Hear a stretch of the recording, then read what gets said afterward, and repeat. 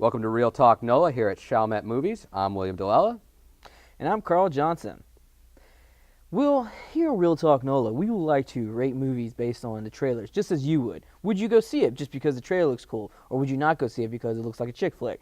Well, we kind of do that. We break down the movie, though, give you a little bit about the directors, writers, the cinematographers, the actors, tell you what kind of movies they've done, and what we can find out what kind of movie it really is. Because marketing, as you know, will corrupt you and make you think it's something else. Sorry. Yeah, all right. And I'm going to tell you real quick about how we're going to do that. Off to my side, you're going to see the rating bar. And it goes from all the way from the positive end on Carl to green, and all the way back to red, which is pointed over by me. Completely poetic and accidental. Yeah, and so what's going to happen is green, it's like a stoplight. Green, go. Please go see this movie. We highly recommend it. Red, stay away. Let's pretend it never happened. And everything in between is going to be differentiated by, you can wait for DVD. Hey, if it's on TV, sit down and watch and enjoy. Or even just catch a matinee. Yeah. And so we're going to rate the movies based on this structure, and our little handy-dandy arrow is going to point periodically to, mine's going to be more towards this end, Carl's going to be more towards that end, because he's the positive one. It's true. I'm sorry. Yes, it is. And it just happened that this rating system worked out like that. No, nothing ever happens by accident. God doesn't play with dice. Remember Einstein? See, even there, I'm negative. We'll be right back. Yeah.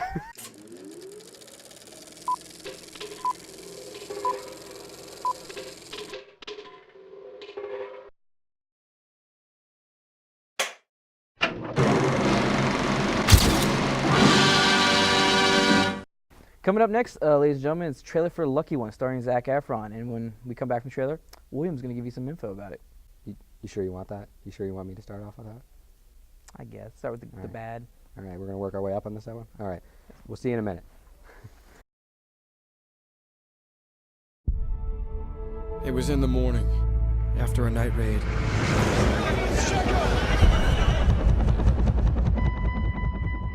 I just found it.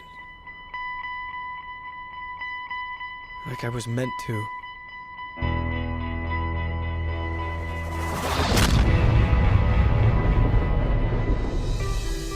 I promised myself that if I made it out, I would find that girl and thank her for saving my life. I'm Beth. Logan. What brings you to Hamden? It's kind of a long story. There's a man here who came to apply for the job, and I can't get rid of him. How'd you get him to leave? I gave him the job. You don't know anything about him. Neither do you. Who's that? That's just somebody that Nana hired. Night all. Do you like jambalaya? Ben, I'm sure that Logan already has plans. I can't remember the last time I had a plan.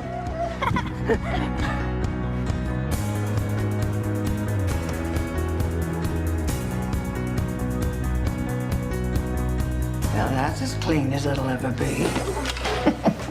You think I don't know what's going on around here? You don't have a say anymore. It's just a casual beer between coworkers. It's not a date. There's something that I've been meaning to tell you. I'm sorry, I can't find the right words. Hey, that's my son in there too, Let go of my arm. You should do as she says. You don't know what I'm dealing with. I do know that you deserve better than this. You stay the hell out of my life. You should be kissed every day, every hour, every minute. Where did you get that? Your boy Logan had it. I should have told you. I tried. I didn't know how. He just shows up here with something so personal. I just don't smell right to me. I think he was meant to find that photo. I think it happened for a reason. How do you explain something that you can't even understand yourself?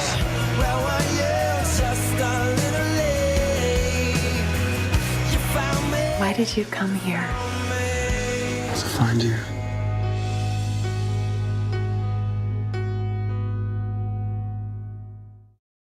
That was Zac Efron in The Lucky One, which is a movie spawned from a Nicholas Sparks book. And I say spawned with the greatest of intents, Carl.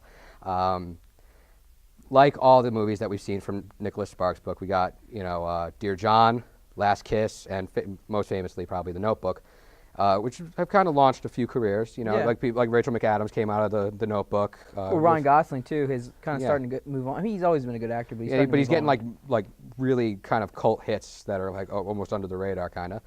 Yeah.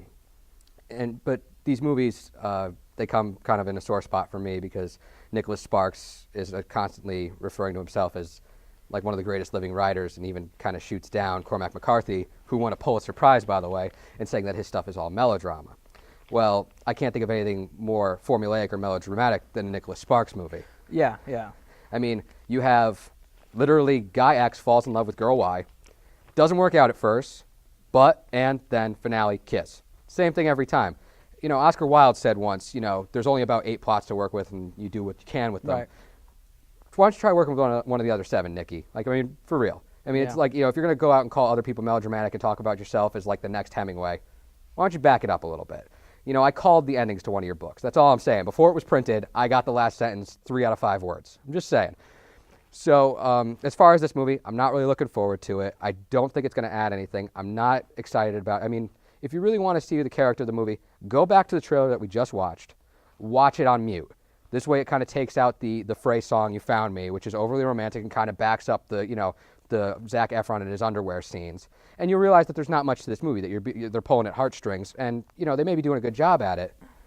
But, I mean, you can't defend a movie just by saying, hey, well, Zac Efron doesn't have his shirt on, so we're going to go see it. You know what a movie is that has no thought and causes sexual desire? It's called a porno. It's pornography.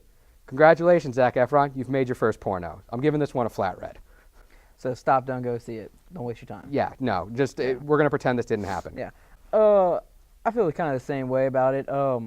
Yes, Zac Efron is, and he is a very handsome young man, but also Taylor Schilling's in it, and she's very hot, very hot. But again, it is a Nicholas Sparks novel book, super romantic. You know, if you're a girl, you'll go see it. Guys, you'll get dragged along. And I keep wondering about the guy who's going to be sitting in the theater by himself with no girlfriend with him, and why is he there seeing it? That'll be me because I need to review it for this show. So That one guy. So Yeah. don't But- look poorly on us. Yeah. It's part of the job. yeah, so I give it a middle of the road, a wait for the DVD. And I don't know you. Because you giving it a flat out red, and I know girls are gonna go see it, so I'm trying to find the middle of the road here, and it might just be pretty good. It might be horrible story, but you might come out with pretty good editing, pretty good cinematography coming out of it. You'd be surprised how like great cinematographers there are out there that work on crappy movies. How hard is it to make Zac Efron look good? No, That's it's my not- retort. It's not just that; it's lighting in the All background. right, There's so much. I'm sorry. There's so I'm much sorry. to I didn't mean movie to making. insult your medium. I'm There's sorry. so much more to movie making, you know. All right. As one of my film professors at UNO once said, he's like, "Go watch the bad movies because you still learn from them." So All right. So you're giving a yellow because you think you might learn something. Got it. yeah. All right. Yeah. Well, Like we're how going to to move make- on from like how this not to and make agree bad to movies. disagree. I can't wait to see how right I'm proven. Right. So we'll be right back after this.